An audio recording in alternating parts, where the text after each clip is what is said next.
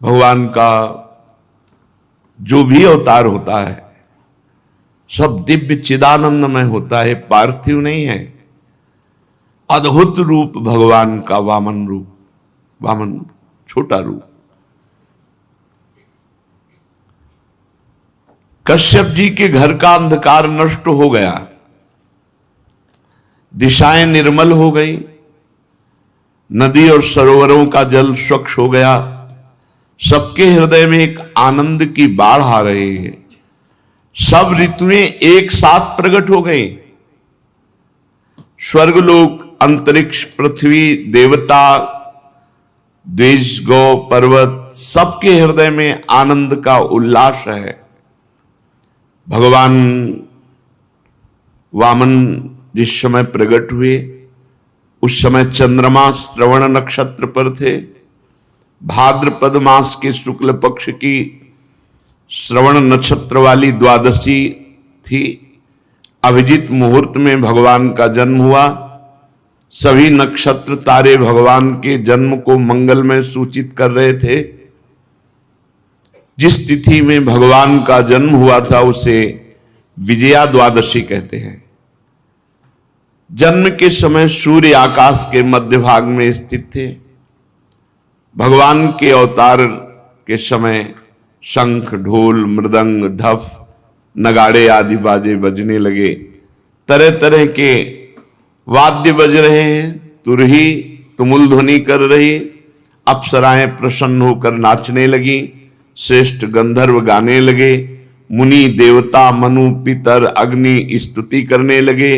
सिद्ध, विद्याधर, किम पुरुष, किन्नर, चारण, यक्ष, राक्षस, पक्षी, मुख्य नागगण और देवताओं के अनुचर ये नाचने गाने एवं भूरी भूरी प्रशंसा करने लगे। देव माता अदिति के आश्रम को पुष्पों की वर्षा से ढक दिया। ऋषि मुनि गंधर्वादि ने अदिति जी को बहुत आनंद देखा।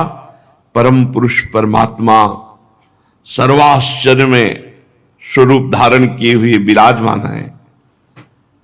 कश्यप जी भी भगवान को अपनी योग माया से शरीर धारण किए हुए देख विस्मित हो गए और कहने लगे, जय हो विश्वात्मा, आपकी जय हो। परीक्षित, भगवान स्वयं अव्यक्त एवं चित स्वरूप हैं। उन्होंने जो परम कांत में आभूषण एवं आयुधों से युक्त शरीर ग्रहण किया था वो देखते देखते अंतर ध्यान हो गया और भगवान वामन ब्रह्मचारी का रूप धारण कर लिया। ठीक वैसे ही जैसे कोई नट अपना वेश बदल ले, क्योंकि नट नागर अद्भुत लीला विहारी भगवान हैं। भगवान को वामन ब्रह्मचारी के रूप में देखकर महर्षियों को बड़ा आनंद हुआ। उन लोगों ने कश्यप प्रजापति को आगे करके जात कर्मादि संस्कार करवाए। जब उनका उपनयन संस्कार होने लगा तब स्वयं गायत्री देवी सविता ने उन्हें गायत्री का उपदेश किया। देवगुरु बृहस्पति जी ने यज्ञोपवीत और कश्यप जी ने मेखला, पृथ्वी ने कृष्ण मृगचर्म, वन के स्वामी चंद्रमा ने दंड और माता अदिति ने कौपीन कटिवस्त्र और आकाश ने वामन वेशधारी भगवान को छत्र दिया। अविनाशी प्रभु को ब्रह्मा जी ने कमंडल दिया, सप्तऋषि ने कुश दिया, सरस्वती जी ने रुद्राक्ष की माला समर्पित की। इस रीति से वामन भगवान का प्रकट होना और तुरंत उपनयन संस्कार होना। यक्षराज कुबेर ने उनको भिक्षा का पात्र दिया और जगत जननी अन्नपूर्णा भगवती उमा ने स्वयं भिक्षा दी। वटु वेशधारी भगवान वामन का सम्मान इस तरह से सब बड़े महाजनों ने किया। ब्रह्म ऋषियों से भरी हुई सभा में अपने ब्रह्म तेज के कारण अत्यंत शोभायमान हुए वामन भगवान। भगवान ने स्थापित प्रज्वलित अग्नि को कुशों से परिसमूहन और परिस्तरण करके पूजा की, हवन किया, जो ब्रह्मचारी का नियम होता है। और उसी समय तैयार हो गए यशस्वी बलि, भृगुवंशी ब्राह्मणों के आदेशानुसार अश्वमेध यज्ञ कर रहे हैं, वहां जाकर के भिक्षा मांगना। यद्यपि भगवान समस्त शक्तियों से युक्त हैं, उनको क्या मांगना। जे ही भगवान चले मांगने के लिए, पृथ्वी पग पग पर नाच रही, क्योंकि भगवान के चरण चिन्ह से युक्त होती जा रही। नर्मदा के उत्तर तट पर भृगुकच्छ नाम का एक बड़ा सुंदर स्थान है, वहीं महाराज बलि यज्ञानुष्ठान कर रहे थे।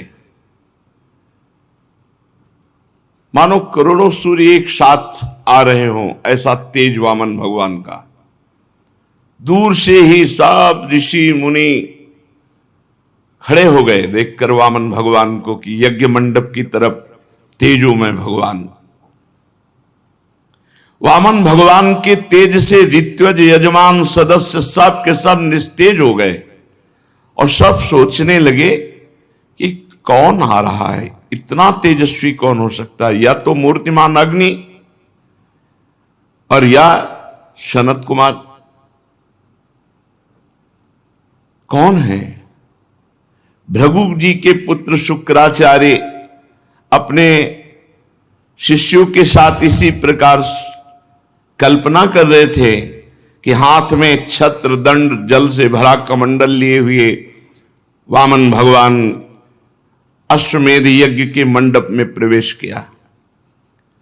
कमर में मूंज की मेखला है, गले में यज्ञोपवीत धारण किए हुए हैं, बगल में मृगचर्म है, सिर पर जटा और बौना स्वरूप ब्राह्मण के वेश में ब्रह्मचारी भगवान यज्ञ मंडप में प्रवेश किए तो सब भृगुवंशी ब्राह्मण निस्तेज हो गए, निष्प्रभ हो गए। सब के सब अग्नियों के सहित खड़े होकर वामन भगवान का स्वागत सत्कार किया। भगवान के लघु रूप वैसे ही अंग प्रत्यंग बड़े दर्शनीय, सब लुभायमान हो रहे हैं। बलि का हृदय तो नाच पड़ा कि हमारी यज्ञ पूर्ण हो गई। एक उत्तम आसन दिया और वामन भगवान से विनय की, विराजो। फिर बलि ने अभिनंदन किया, पात्र मंगाया, चरण पखारे भगवान के। आहा, पांव पखार कर चरणामृत पिया, माथे पे धारण किया। फिर वामन भगवान की पूजा की। प्रतिपल बलि के हृदय में एक अद्भुत आनंद, भगवान के चरण कमलों का जो चरणामृत पान किया तो वैसे ही निष्पाप हो चुके थे बलि, क्योंकि 100 अश्वमेध यज्ञ। जिस चरणामृत को स्वयं देवादिदेव चंद्रमौली भगवान शंकर अत्यंत भक्ति भाव से अपने सिर पर धारण करते हैं, वही चरणामृत धर्म के मर्मज्ञ राजा बलि ने जब मस्तक पर धारण किया तो अनुभव में आ गया कि ये कोई साधारण नहीं है, ये या तो स्वयं भगवान है या इस छद्म भेष में कोई महापुरुष पधारे हुए हैं। बलि ने हाथ जोड़कर कहा, ब्राह्मण कुमार, स्वागतम ते नमस्तुभ्यम, ब्रह्मन् किं करवाम ते, ब्रह्मर्षीणां तपः साक्षान् मन्ये त्वार्य वपुर्धरम्, अद्य नः पितरस्तृप्ता अद्य नः पावितं कुलम अद्य सृष्टः क्रतुरयम् यद भवानागतो गृहान। स्वागतम स्वागतम, स्वागत है आपका, स्वागत है। नमस्कार नमस्कार, आपको बार बार नमस्कार। आज्ञा कीजिए, मैं आपकी क्या सेवा करूं।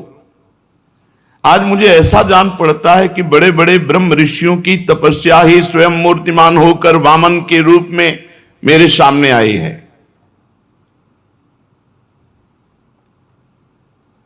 आज मैं धन्य हो गया, आप यहां पधारे। आज मेरे पितर तृप्त हो गए। आज मेरा कुल वंश पवित्र हो गया। आज मेरा यज्ञ सफल हो गया। हे वामन ब्राह्मण कुमार, पता नहीं आपके पांव पखारने से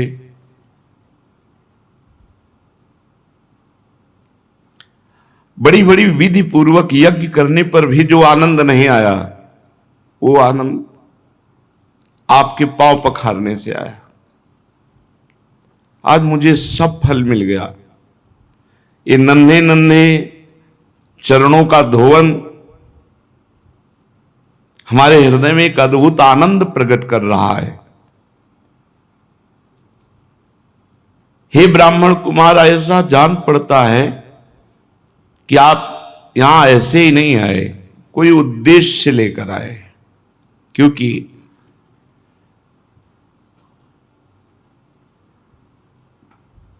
आपके चेहरे से पता चलता है कि आप कुछ मांगना चाहते हैं, कुछ उद्देश्य लेकर आए। पूज्य ब्रह्मचारी,